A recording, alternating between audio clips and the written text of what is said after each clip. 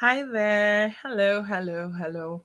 Welcome and really welcome to our second podcast for the month. I hope the first podcast really helped you to position and actually make certain decisions on things to stop and decisions on things to begin, because that is your channel of growth. When I know what to stop and what to start, it means that I am right on my way to making improvements in character, in possibilities, and actually position myself for growth.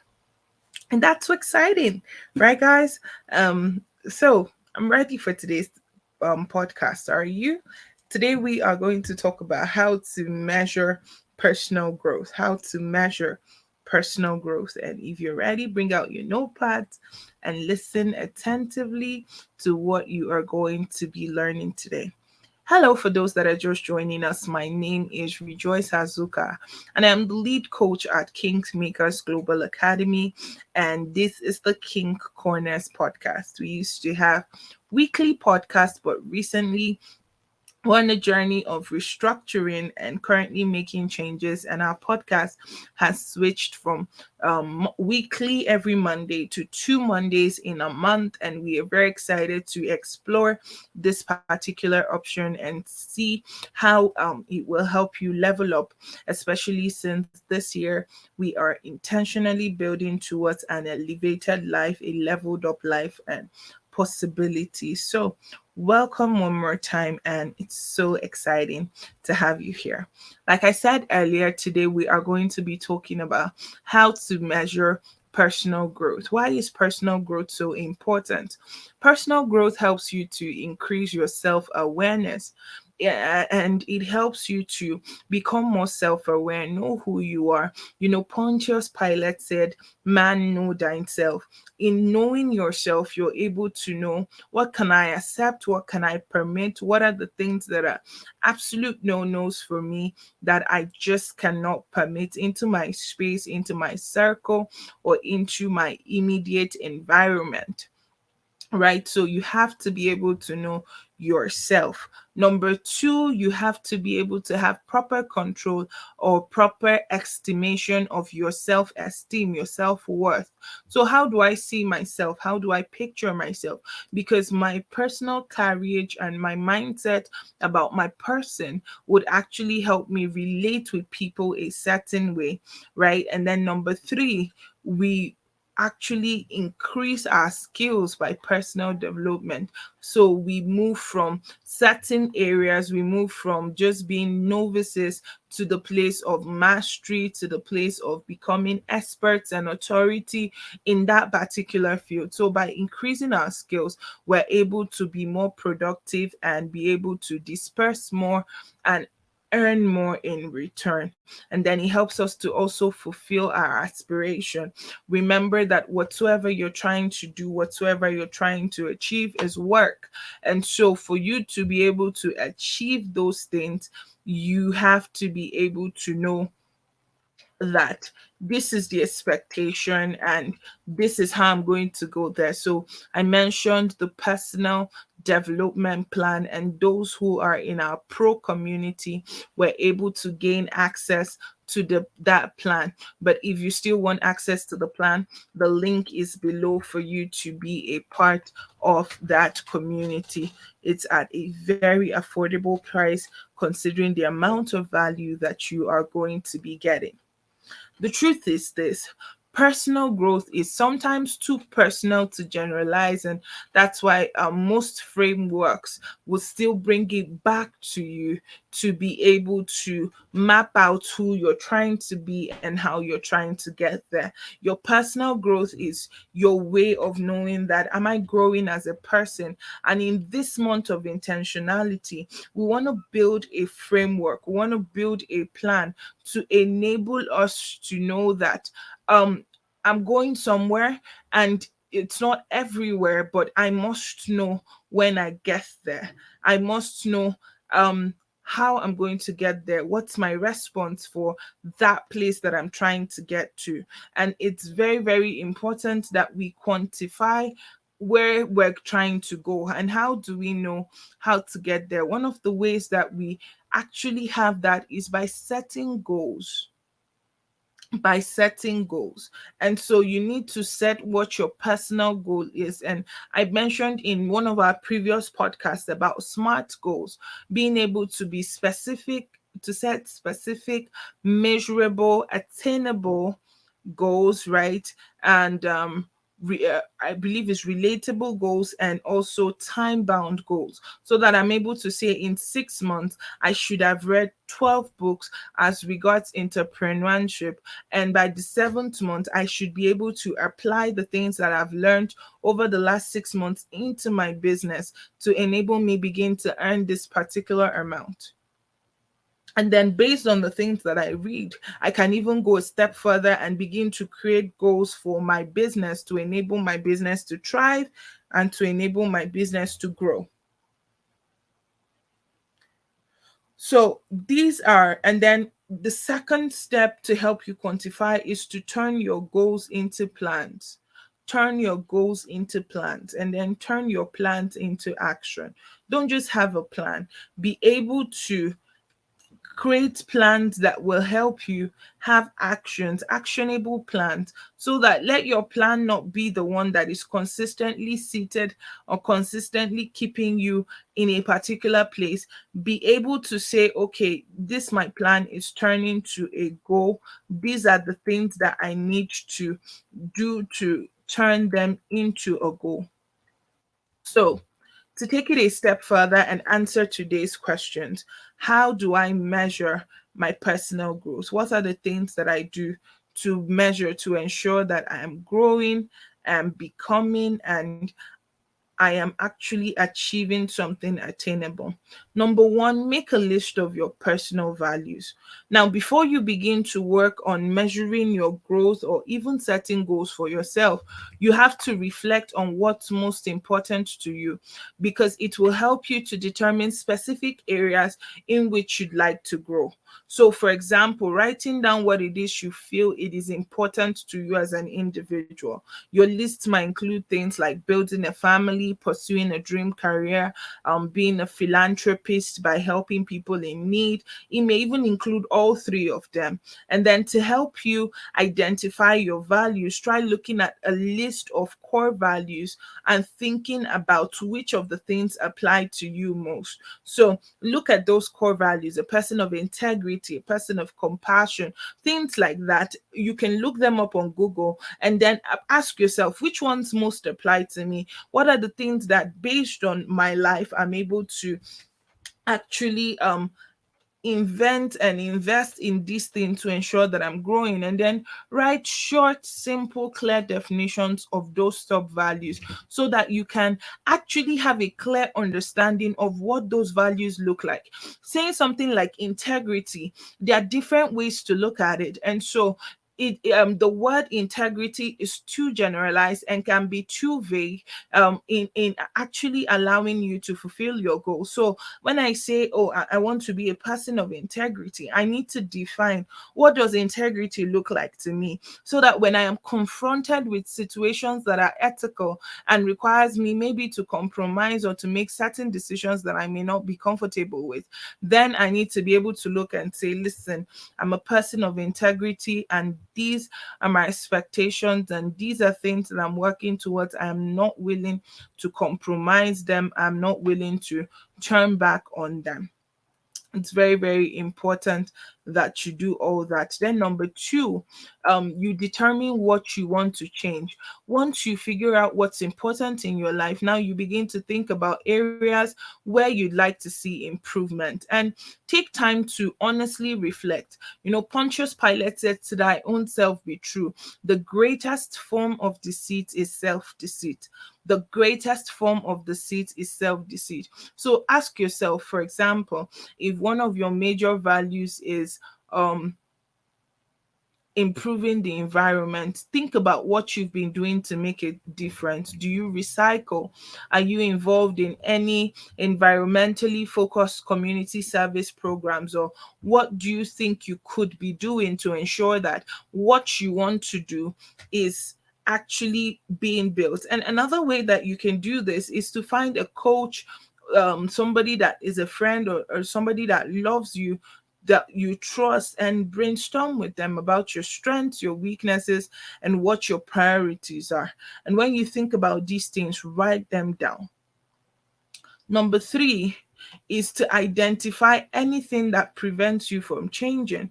After identifying the areas of your intended growth, try to determine things that may have been preventing you, or anticipate certain things that may happen in the future to prevent you from said growth.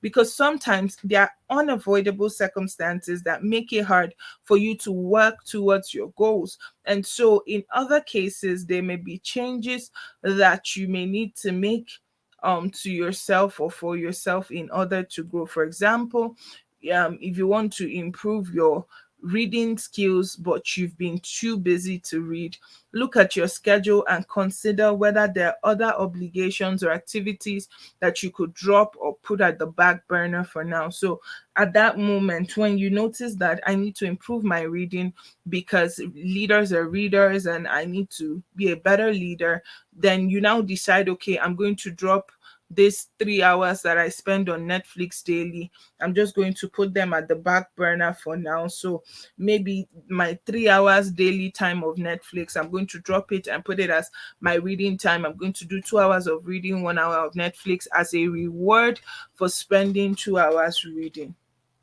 And then sometimes all you just need to do is to adjust your thinking. For example, you haven't worked towards your goal of writing a book because you don't think you can do it. Ask yourself, is this realistic? Is there any reason why I can't write a book except me thinking that I can't write the book? And then setting smart goals for yourself. Like I mentioned earlier, specific, measurable, attainable, relevant, and time bound. Understanding that your goals are important, and then you are going to be an active participant in attaining or achieving your goals. Now, when we speak specifically about your SMART goals, number one, set a timeline for yourself.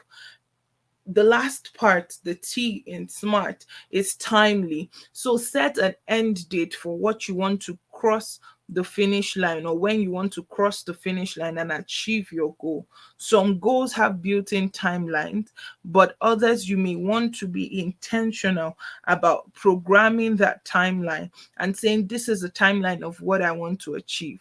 Now, don't just be ambitious in setting your goals. Also do your best to be to be realistic in that goal, right? Do your best to be realistic and set goals that are achievable. You can't make $10 million in 2 days. That's not achievable. So you need to set ambitious goals but be very realistic. Then number two thing about that is to reach for milestones along the way. You see, the timeline you've created will help you identify the milestones you need to hit in order to achieve your goal. If your goal is to read 24 books this year, your milestone could include finishing a book every 2 weeks. And so that may also help you go a step further to know how many pages or chapters you could reach each day. And then checking off your milestones will help motivate you to keep going. So at the end of 2 weeks, when you've read one book, check it off and give yourself a treat. At the next 2 weeks, give yourself a bigger treat. Keep increasing it as much as you can. That can keep you motivated. Number three, track your progress. I encourage people to journal every single time. One of my greatest assets is journaling because it helps me to see where I currently am, and it helps me to anticipate about where I'm planning to go. One of the journals that I have is one of our KMGA journals, and that is Chronicles of Royalty. Chronicles of Royalty is a specialized journal. Forgive me, I'm trying to find it so that I can show you. Chronicles of Royalty is a specialized journal that allows me to actually not only monitor my growth, but actually be able to participate in um accurately building what I want to do. So this is Chronicles of Royalty. I don't know if you can see. Yes, you can. Chronicles of Royalty journal. This is one of the new copies that are available. And I go through it. It allows me as a believer to journal because this is a Christian journal that has been produced, and talks about my declarations about being royalty. So my declarations are things that I'm saying to help me accurately imbibe that mindset about royalty. And then there's a letter from God to you, and then there's a letter from me to you, and then there's it talks about royal ideas, royal burdens, and royal thoughts and royal questions. So this is where I break down what the problem is. I break down what my expectation is. I break down what my thoughts is, what my ideologies are. I break them down right here. And then after that, there's quite a bit of notes for it. Talks about I'm royalty and all of that. And there's royal reviews. So um I begin to review my journey. Okay, what am I doing? How am I doing it? Why am I doing it? And all of that. And I just review my expectations. I review. So this is a brand new one. It's blank. I don't know if you can see the lines, but it's blank. And um I'm clear about my expectations. Then there's royal strategies, systems, and structures. So it allows me to build systems and structures around the ideas, the burdens, the thoughts, and all of that. So I'm literally spending my time building systems and structures, ensuring that everything that should be is in place. So, Chronicles of Royalty journal is one of the journals that I have as well. I have a couple of journals that I use. I also have the prayer journal. This is one of my favorite. It allows me to write out the prayer points I'm currently praying on so that I can actually see the progress that I am making and all of that. And then there is From My Heart to the Father. This is also another journal that I have.